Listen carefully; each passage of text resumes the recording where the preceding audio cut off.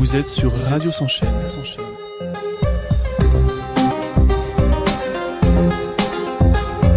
La radio qui donne la parole à ceux qui ne l'ont pas.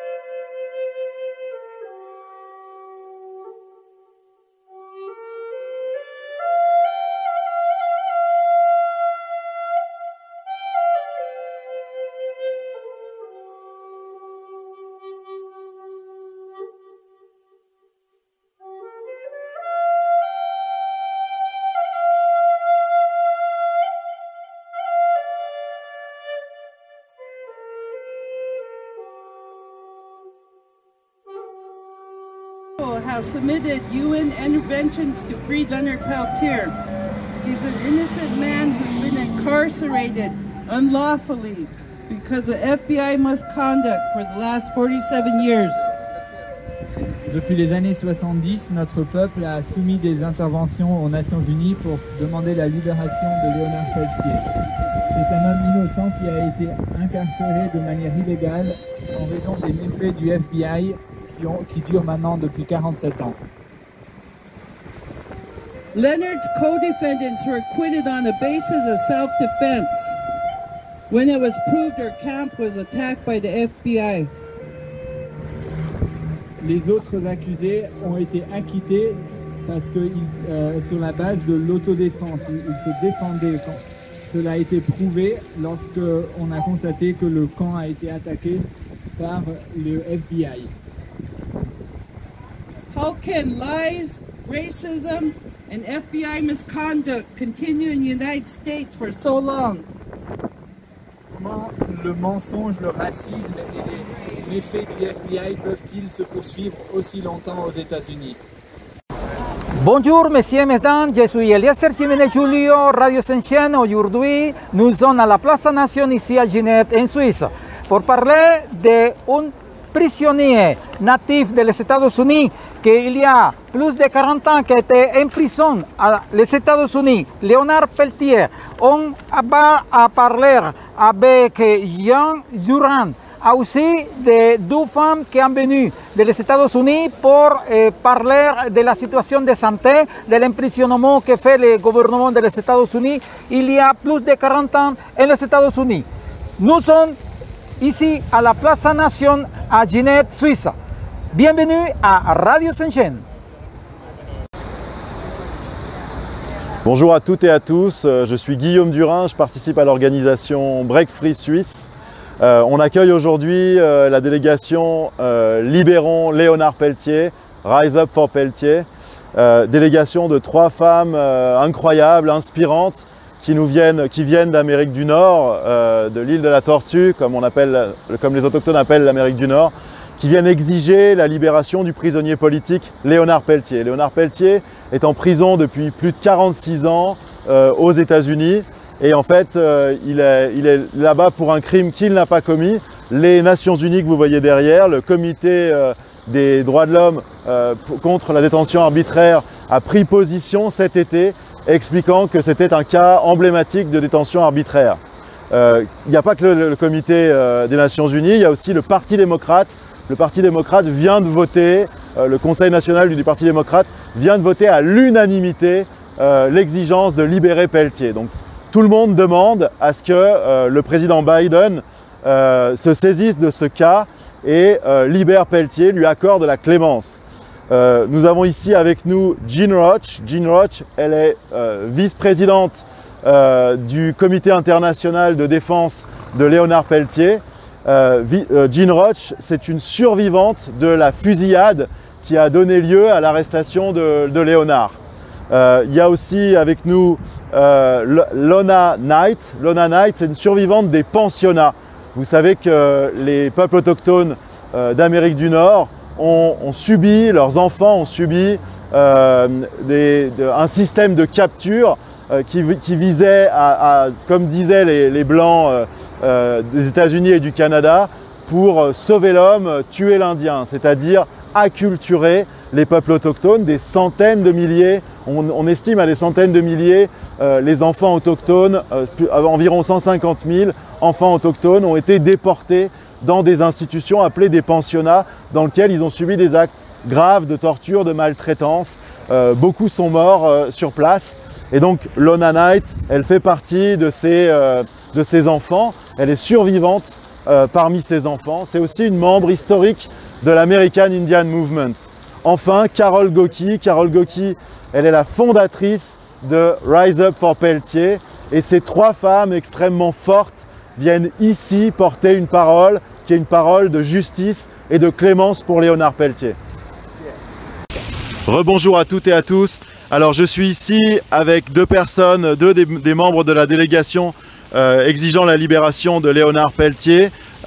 Avec moi Carol Gokee et Lona Knight. Lona Knight, vous faites partie de la délégation, vous êtes aussi une survivante des pensionnats et une membre historique de l'American Indian Movement. Pourquoi est-ce que à l'époque, dans les années 70, 70, Léonard Peltier se levait pour les droits autochtones? Lona Knight, you're part of the American movement since a very long time, yes. And you are also surviving. You have survived from the boarding schools. Why Léonard Peltier was rising up for the indigenous right back in the days?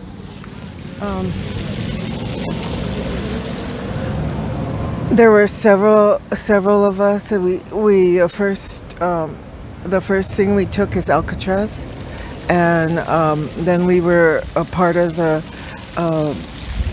Pitt River movement against corporations in California, and nous étions plusieurs d'entre nous s'étaient mobilisés dès la fin des années 60 et avaient repris Alcatraz, l'île d'Alcatraz, de façon non violente. Et puis ensuite, le mouvement autochtone avait aussi lutté pour les droits de pêche, pour ses propres droits de pêche, contre les pêcheurs qui surexploitaient la ressource. we were uniting for like the first time, rising up, standing up to the government who had broken all our treaties, and we were taking back the land from the Treaty of 1868. Nous nous relevions depuis, pour la première fois à cette époque, après tant d'oppression, après un génocide continu, pour exiger le respect des traités qui avaient été signés avec le gouvernement des États-Unis. On voulait reprendre nos terres, reprendre nos droits. And there were so many of us who had the boarding school experience at that time that were standing up and fighting back. After that was the Trail of Broken Treaties to Washington, D.C., where we took over the Bureau of Indian Affairs. Lona explique que beaucoup d'enfants autochtones avaient été déportés dans les pensionnats aux États-Unis, mais aussi au Canada. Beaucoup avaient eu à subir d'extrêmement mauvais traitements. Et donc le combat à cette époque c'était caractérisé aussi par la marche pour les traités violés, qui avait été jusqu'à Washington pour porter une parole politique du mouvement autochtone. And you were with Léonard Peltier was also a child from the boarding school. Yes, he has a boarding school experience also. Léonard Peltier avait aussi été déporté dans une école, dans un pensionnat, comme Lona, déporté dans ce pensionnat, et il avait été l'objet de mauvais traitements. I can talk about why he was there too. Yeah. If you want to. So, thank you. Dear Carol, you are a founding member, a founder of the Rise Up for Pelletier Coalition. Could you tell us more about Leonard and also about his health condition right now? Yes. Leonard Pelletier was on the Pine Ridge Indian Reservation after the events that Lana talked about, because the Native Americans were rising up because of the civil rights movement. Léonard Pelletier était sur la réserve de Pine Ridge quand justement la fusillade a eu lieu. Il était là pour protéger la population dans le cadre du mouvement qu'on appelle Red Power, qui visait à protéger les droits et les personnes autochtones. So on Pine Ridge, the government wanted the land. They wanted the resources. They wanted the money that came for the uranium mines. And so they were forcing the elders to sign their names on paper to give custody of the land to the United States government. Les peuples autochtones, en fait, les anciens dans les peuples autochtones, ceux et celles qui avaient la responsabilité, ont dû signer sous la contrainte des textes qui souvent ne comprenaient pas. C'est toute l'histoire de l'appropriation des terres, c'est toute l'histoire aussi du génocide continu qu'ont eu à subir les peuples autochtones aux États-Unis. And when the elders would not sign this piece of paper, the government, the tribal government, started to murder them, started to assault them and violate them, drive them off the road, and do what they could to intimidate them to sign. And that's when they called the American Indian movement, the elders did, to come and help and defend them. Oui, les anciens ont été poussés par le gouvernement à de multiples reprises à signer des documents pour concéder leurs terres, les terres qui leur restaient. Et en fait, en comprenant que le gouvernement essayait de leur prendre le peu qui leur restait, ils ont notamment appelé l'American Indian Movement, donc la résistance autochtone, à venir les aider, à venir les protéger. So Leonard Pelletier came with his group, and they defended the people on Pine Ridge the best they could, until on this day the government sent armed agents in and started firing against the American Indian movement, because they were a threat. They were, to them, terrorists when they were peaceful and only trying to protect the elders. So that's how the shootout started. Donc Léonard Pelletier, avec d'autres, a été appelé par les anciens, les responsables traditionnels de la réserve de Pine Ridge, pour venir les défendre. Et c'est en fait à ce moment-là, quand ils sont venus, quelques temps après, des hommes en civil sont arrivés sur la réserve et qui ont commencé à tirer sur les hommes, les femmes et les enfants. Et Léonard Pelletier s'est retrouvé dans cette fusillade parce qu'évidemment les membres du Red Power ont riposté pour sauver leur vie et pour sauver la vie des enfants et des femmes qui étaient autour de elles et eux. Et donc dans cette riposte, c'est après cette riposte que Léonard Pelletier a été arrêté. So these men came in shooting at women and children and elders, and everyone there defended themselves against these two men, and the two men ended up dying. And so Leonard Pelletier and the other adults took all the children and the women and ran until they got safe.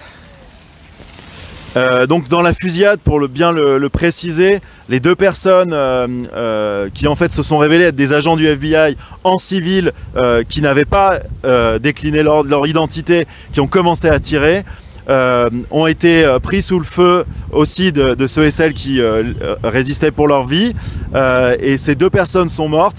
Un homme autochtone est mort aussi sur place. Léonard et les membres de l'American Indian Movement ont fui la zone avec les femmes et les enfants pour essayer de les sauver. Yes. And so the government found him and arrested him and charged him with the death of the 2 agents. And they lied about all of the evidence. They hid evidence. They coerced witnesses, and they put an innocent man in prison who all of them were only defending themselves. But in Leonard's case, he didn't even fire his gun at these agents. Oui, un élément très important, Léonard Pelletier n'a pas tiré sur les 2 agents. Les expertises balistiques l'ont prouvé. Le FBI a caché les preuves de cette expertise, montrant qu'en fait les balles qui avaient tué les 2 agents n'étaient pas celles de Léonard Pelletier. C'est extrêmement important de le souligner. I want to finish the discussion. What can you say about Léonard Pelletier health condition right now? Right. So Leonard has been in prison for 47 years, and for 47 years he has suffered greatly with inhumane treatments, neglect, medical neglect, and he has ailments that are going to kill him. Léonard Pelletier est en prison depuis plus de 46 ans, à peu près 47 ans. Il a souffert durant son emprisonnement de conditions inhumaines, de conditions qui ont été déclarées arbitraires par le comité sur la détention arbitraire des Nations Unies. Il souffre de diabète, il n'est pas soigné pour ça et il fait, son alimentation n'est pas adaptée. Il a aussi souffert d'une attaque qui le laisse avec un œil avec lequel il ne voit plus ou très mal. Il est dans des conditions, il a été aussi brutalisé en prison par des co-détenus, puis ensuite mis à l'isolement suite à cette attaque.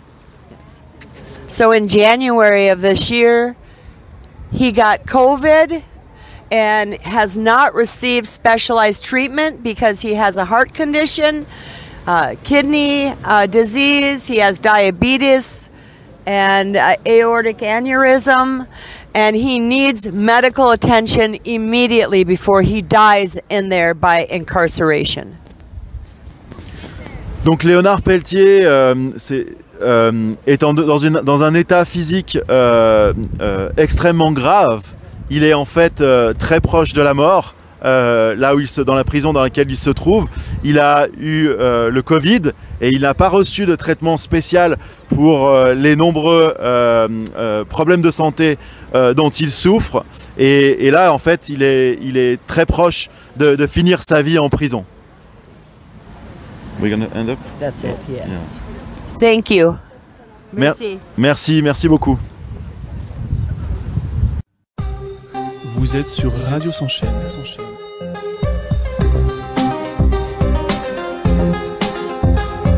La radio qui donne la parole à ceux qui ne l'ont pas.